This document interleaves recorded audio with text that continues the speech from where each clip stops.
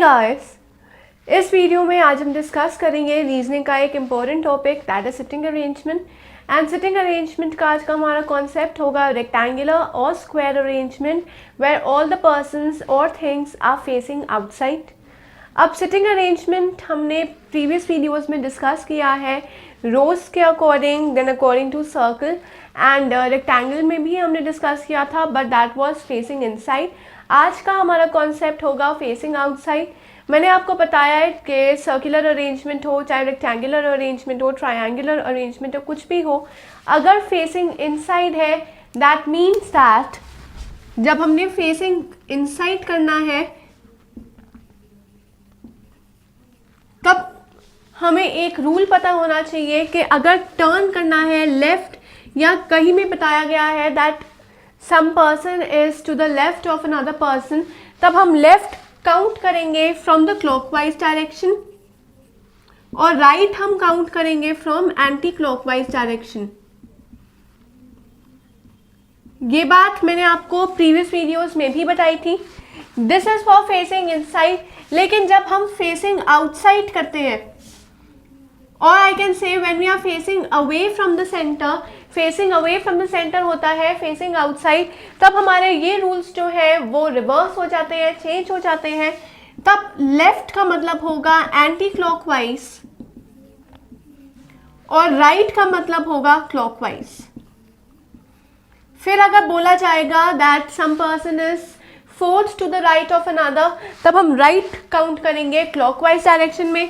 Clockwise direction is like this and anti clockwise direction is like this. Clockwise वो होता है जिस हिसाब से क्लॉक चलती है, जिस हिसाब से क्लॉक के हैंड्स मूव करते हैं, that is in this direction, that's why we call it as clockwise direction.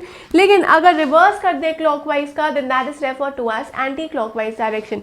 ये बहुत ही इंपॉर्टेंट पॉइंट है जो आपके हर सिटिंग अरेंजमेंट में आपकी हेल्प करेगा, especially in circular, rectangular, triangular, square arrangement. So do focus on this point. एक और point, अगर तो आपको circular arrangement given है तब मैंने आपको बताया था कि फर्स्ट पर्सन आप किसी भी पोजीशन पे प्लेस कर सकते हैं। लेकिन अगर आपके पास ऐसी कोई अरेंजमेंट नहीं हो जहाँ पर साइड्स हो, यहाँ पर सर्कल की कोई भी साइड नहीं होती है लेकिन रेक्टेंगल की होगी, स्क्वायर, ट्रायंगल, उन सबकी साइड्स होती हैं, राइट। तो जब भी कोई कॉर्नर्स होते हैं एट दैट टाइम आपकी पॉसिबिलिटीज अराइज होती हैं। तो आज हम बात कर रहे हैं रेक्टेंगुलर अरेंजमेंट या स्क्वायर अरेंजमेंट फेसिंग आउटसाइड। तो ये वाला रूल आज हम यूज़ करेंगे और साथ के साथ ये भी मैं आपको बताऊंगी कि यहाँ पे पॉसिबिलिटीज अराइज हो सकती हैं।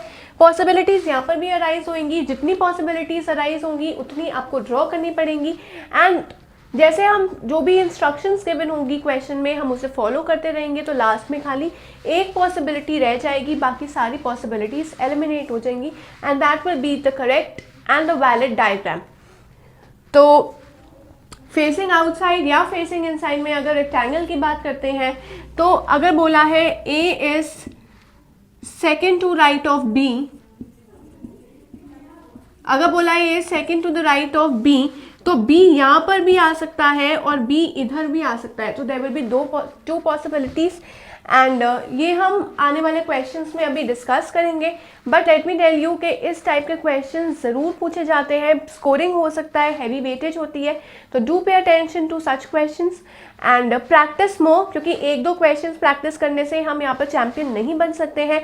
We need to practise at least 10 questions per day, तभी हम अपनी सिटिंग अरेंजमेंट और पजल्स, ये दो ऐसे टॉपिक्स हैं जिनमें हमें बहुत ज़्यादा प्रैक्टिस की ज़रूरत पड़ती है क्योंकि एडवांस क्वेश्चंस पूछे जा सकते हैं इस टॉपिक में से and of course that topic is of heavy weightage, so we have to practise in order to gain marks. And practice करने के लिए आप रजिस्टर कीजिए हमारे ऑनलाइन पोर्टल पे, that is abhyasonline.in। And registration के बाद आप सैम्पल पेपर्स अटेम्प्ट कीजिए क्योंकि जो क्वेश्चन सैम्पल पेपर्स में आपको दिखेंगे वो उसी पैटर्न पे बेस्ड है जैसे क्वेश्चंस एग्जाम्स में आपसे पूछे जाते हैं। तो attempting that sample paper will be really very helpful to you. So do attempt the sample papers and register at abhyasonline.in। अभी हम डायरेक्टली अपने फर्स्ट क्वेश्चन के ऊपर चलते हैं, सॉल्व करते हैं और सॉल्व करते हुए हम अपने रूल्स को अप्लाई करेंगे और ये देखेंगे कि कैसे ट्रिक्स यूज़ करके हम इजीली अपने क्वेश्चन सॉल्व कर सकते हैं और आंसर्स को डिराइव कर सकते हैं। So let's take a look at the first question.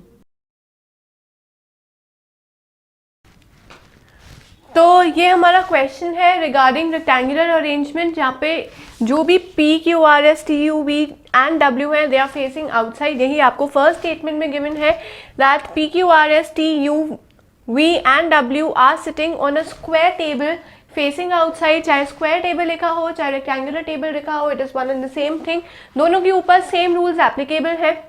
तो सबसे पहले हम क्या करेंगे, एक स्क्वायर को ड्रॉ करेंगे। हमें पता चला 1 2 3 4 5 6 7 एंड 8 पर्सन्स है, तो हम 8 प्लेसेस बना देंगे जहां पर हमने उन पर्सन्स को प्लेस करना है।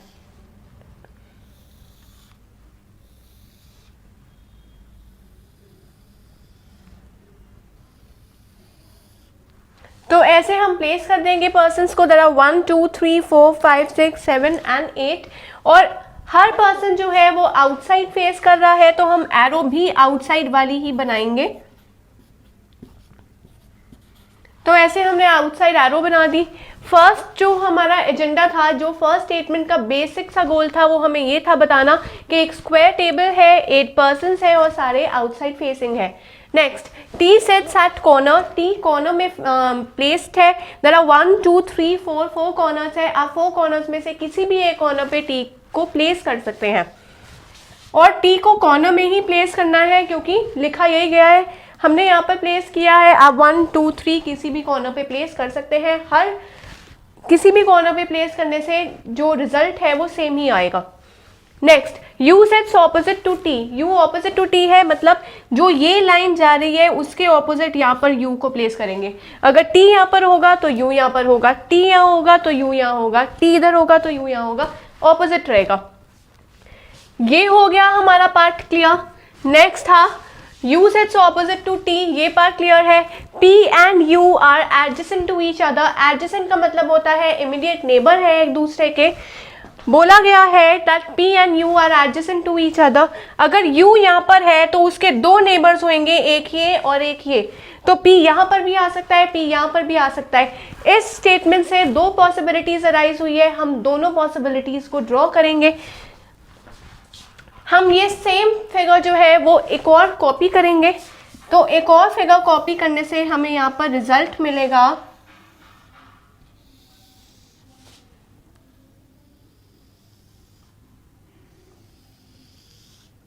राइट, सारे जो पर्सन्स है आउटसाइड फेसिंग है तो एरो ऐसे ही हम लगाएंगे।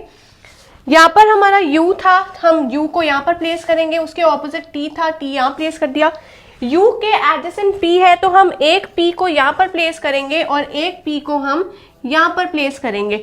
U adjacent to P immediate neighbour है और U adjacent to P immediate neighbour है। राइट, नेक्स्ट ये पार्ट हो गया क्लियर। नेक्स्ट है Q sits at corner but not adjacent to P, Q एक कॉर्नर पे है लेकिन Q P का नेबर नहीं है। तो अगर Q P का नेबर नहीं है तो Q यहाँ पर नहीं आएगा। दोनों कॉर्नर्स हमारे यहाँ पर कंज्यूम हो चुके हैं, रह गया एक कॉर्नर, तो हम यहाँ पर Q को प्लेस कर देंगे क्योंकि बोला है कि Q कॉर्नर पे है। 3 कॉर्नर्स पे वो बैठ नहीं सकता, लास्ट यही कॉर्नर बचा है। फिर बोला है Q कॉर्नर पे है लेकिन P का नेबर नहीं है, एडजेसेंट टू P मतलब नेबर, लेकिन नॉट लिखा हुआ है मतलब वो P का नेबर नहीं है। P यहाँ पर है, Q इधर नहीं आ सकता क्योंकि वो नेबर नहीं है Q का, तो इसलिए Q आएगा यहाँ पर। हमारे 3 कॉर्नर्स जो है वो दोनों पॉसिबिलिटीज में हो चुके हैं consume. Next, W is neither adjacent to T nor U, W T के भी नेबर नहीं है और U का भी नेबर नहीं है। तो W T का नेबर नहीं है मतलब W यहाँ नहीं आ सकता और W यहाँ पर नहीं आ सकता, और W U का भी नेबर नहीं है मतलब W यहाँ पर भी नहीं आ सकता। 3 ऐसी जगह है जहाँ पर W नहीं आ सकता, एक ही जगह रह गई है, W आएगा यहाँ पर। इधर देखते हैं, बोला गया है कि W जो है वो T और U का नेबर नहीं है, U का नेबर नहीं है, W यहाँ पर नहीं आएगा, T का नेबर नहीं है, W यहाँ नहीं आएगा, W यहाँ नहीं आएगा, रह गया खाली ये वाला पार्ट, तो हम W को यहाँ पर प्लेस कर देंगे। ये पार्ट भी हो गया clear. Next, 2 persons are sitting between S and W, अगर यहाँ पर S है तो 2 पर्सन्स छोड़ के W आएगा। W हमारे पास है, हमने S को प्लेस करना है 2% छोड़ के, यहाँ से 2% छोड़ेंगे तो इधर S आएगा, यहाँ से 2% छोड़ेंगे तो इधर S आएगा। एक और पॉसिबिलिटी अराइज हुई है तो हम एक और पॉसिबिलिटी को ड्रॉ करेंगे। चलो एक और पॉसिबिलिटी ड्रॉ करते हैं। तो हम वापस से एक स्क्वायर ड्रॉ करेंगे।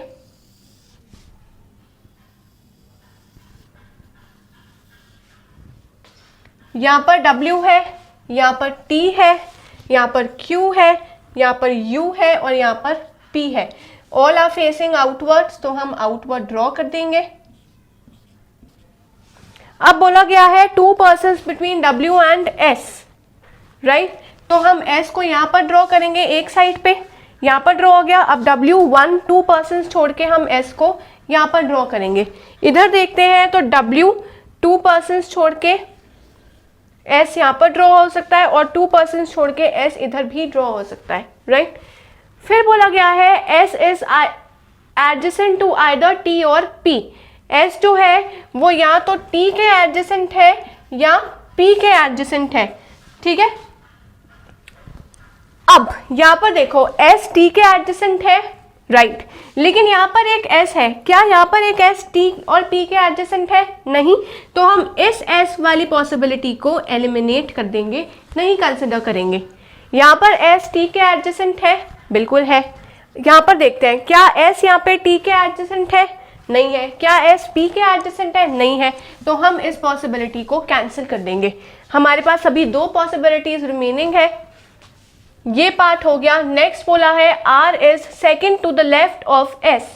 R is second to the left of S, left बोला हुआ है और फेसिंग आउटसाइड है तो होगा एंटी क्लॉकवाइज डायरेक्शन।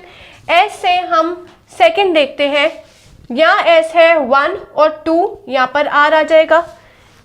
अब यहाँ S है, एंटी देखेंगे 1 और 2, यहाँ पर R आ जाएगा।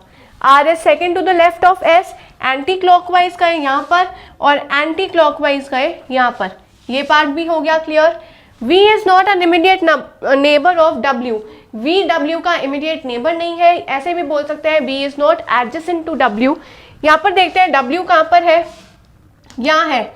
सारी प्लेसेस जो है वो ऑक्यूपाई हो चुकी हैं सिवाय इस प्लेस के, लेकिन बोला हुआ है V is not adjacent to W।